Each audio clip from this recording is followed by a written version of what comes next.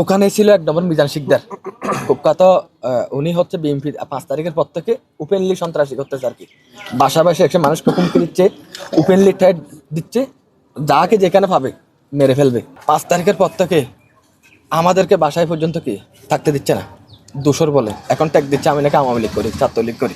যদি জয় বাংলা স্লোগানের সাথে যদি আমি কোনো সম্পৃক্ত থাকি, আপনারা আমাকে এটার বিচার করিয়েন।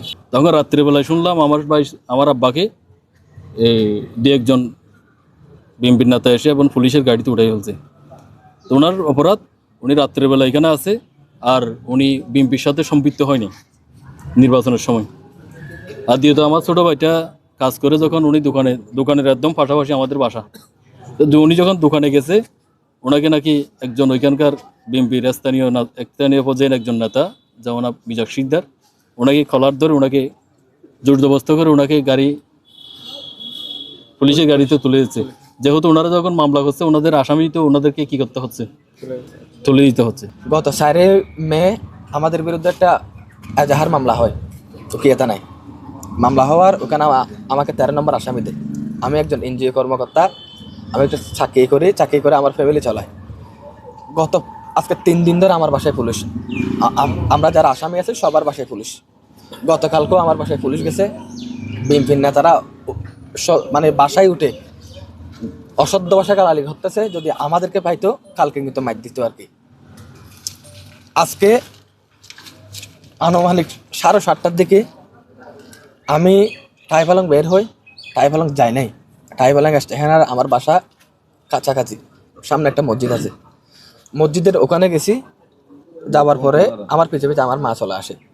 আমার এক বন্ধু ছিল ইনুস, ওনাকে মারধর করে, এখন তার মধ্যে কি আছে, উনি আছে, ওনার সাথে কথা বলতেছি।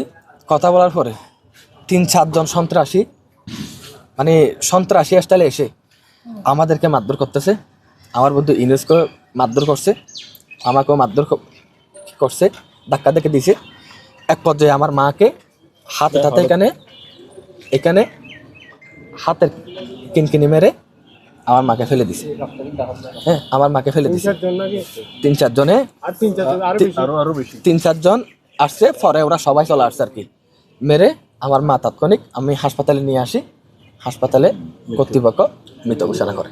কারা মারছিল, কাদেরকে চিনছিল? ওখানে ছিল এক নম্বর মিজান শিকদার, কুখ্যাত। উনি হচ্ছে বিএনপি 5 তারিখের পর থেকে ওপেনলি সন্ত্রাসী করতেছে আর কি।